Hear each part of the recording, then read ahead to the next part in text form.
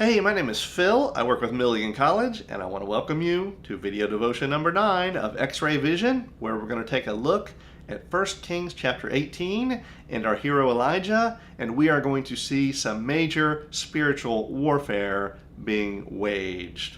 1 Kings chapter 18 could essentially be divided into 3 sections, and the first of those sections seems like it would only take 1 or 2 verses, but it takes a good portion of the chapter. It simply consists of Elijah going to tell Ahab some good news, which is that there's going to be rain again. But it doesn't work out that simply. Elijah runs into Obadiah first. Now, Obadiah is in charge of Ahab's palace. Obadiah is one of the good guys, but he's not the prophet Obadiah that the minor prophet book of the Bible Obadiah is about. Totally different guy. And so Elijah says, hey, tell Ahab I'm coming to see him. And Obadiah says, no, you don't understand. It's not that easy. First of all, if I go tell Ahab that Elijah is coming, and the Spirit's probably going to swoosh you away, and you won't be there, and Ahab is going to kill me. And second of all, there is major spiritual warfare going on.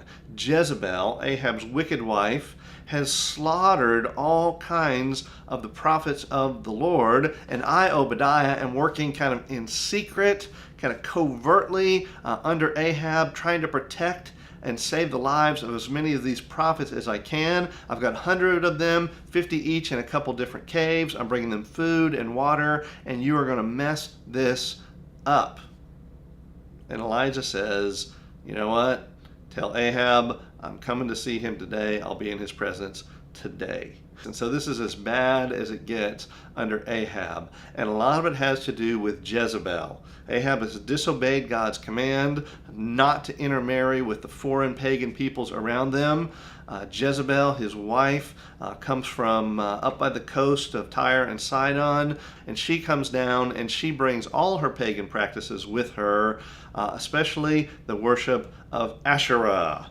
Okay, now we have essentially 2 gods or groups of gods that we're dealing with here. The prophets of Baal basically serve a series of gods that have to do with sex and self and superstition.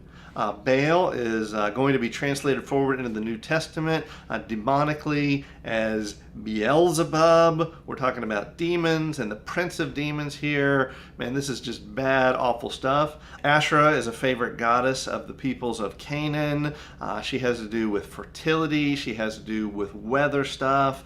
And there are Asherah poles that would probably be akin to our totem poles that Native Americans had that are idols that caused the nation of Israel and at some points the nation of Judah to go astray.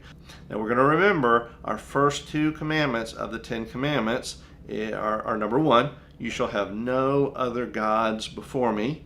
And then the second is don't make an idol for yourself in the form of anything in heaven above or the earth beneath or the waters below.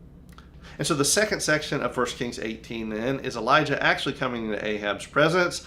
Ahab gives him a friendly greeting. Hey, how's it going, guy who's ruining Israel? And Elijah says, hey, I'm not ruining Israel. You're the bad guy here. Let's get everybody together at Mount Carmel up north here, and we are going to have a spiritual warfare throwdown. And so the pagan priests, prophets start first, and they begin to call down fire from heaven from their gods, and nothing happens.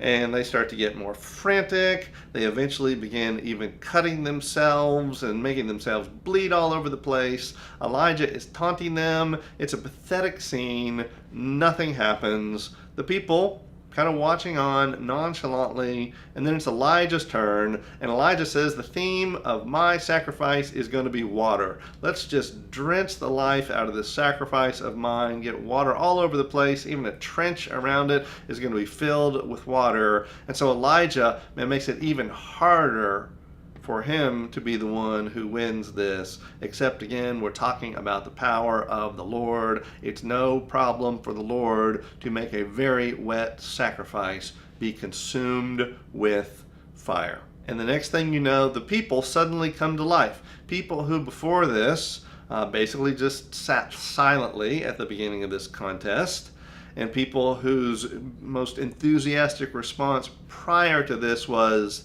"That's fine.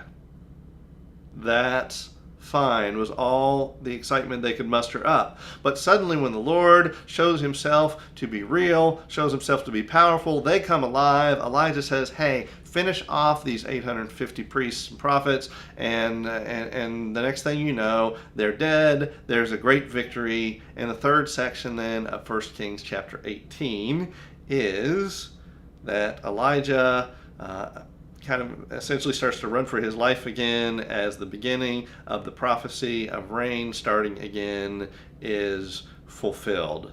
So the first question that we want to ask with X-ray vision from this chapter is, what can we learn from our hero and his story here?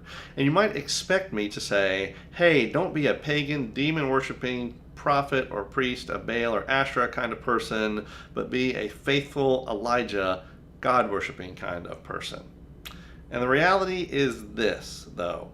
Most of us watching this, including me, do not struggle with worshiping demons or the devil. We don't struggle with making actual idols or bowing down to fertility goddesses. My struggle is being the kind of person that we see in the nation of Israel in this story, and being the kind of person who's like Elijah.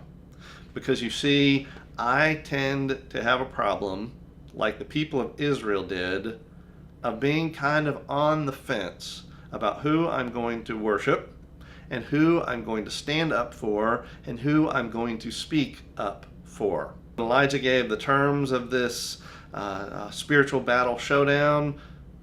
That's fine. Okay, whatever. Sounds good to me. The problem is this. I have the ability to worship God with all my heart, soul, mind, and strength. To love him like that, like he commands me to, and like he wants me to do more than anything. But I also have the ability to be in the middle. I think I see this most vividly in the life of Jesus, our superhero, in Matthew chapter 16, where we read this story first. When Jesus came to the region of Caesarea Philippi, he asked his disciples, "Who do people say the Son of Man is?" They replied, "Some say John the Baptist, others say Elijah, and still others Jeremiah or one of the prophets." "But what about you?" he asked. "Who do you say I am?" Simon Peter answered, "You are the Messiah, the Son of the living God." Ding, ding, ding, ding, ding. Peter got it right, and here's what Jesus says back to Peter. Jesus replied, "Blessed are you, Simon, son of Jonah, for this was not revealed to you by flesh and blood, but by my Father in heaven." But we look at the very next story in Matthew 16, and here's what we read. From that time on, Jesus began to explain to his disciples that he must go to Jerusalem and suffer many things at the hands of the elders, the chief priests, and the teachers of the law, and that he must be killed and on the third day be raised to life. Peter took him aside and began to rebuke him. "Never, Lord," he said, "this shall never happen to you."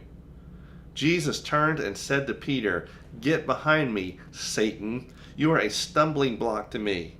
You do not have in mind the concerns of God, but merely human concerns." Which means that in one moment, Peter had the answer from God that he was standing on, this rock, this good confession, and the next moment, Peter's relying on himself. And Jesus refers to him as Satan, meaning, this is the most satanic thing you could do, is simply be about having things your way.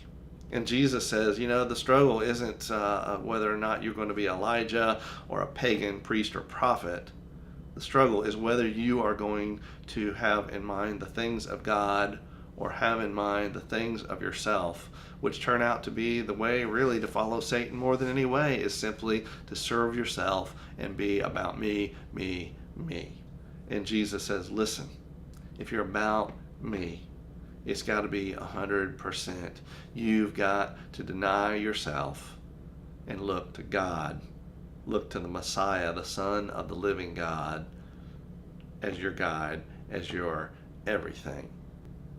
That's X-Ray Vision. Keep studying the text with it. We'll see you soon. Thanks a lot.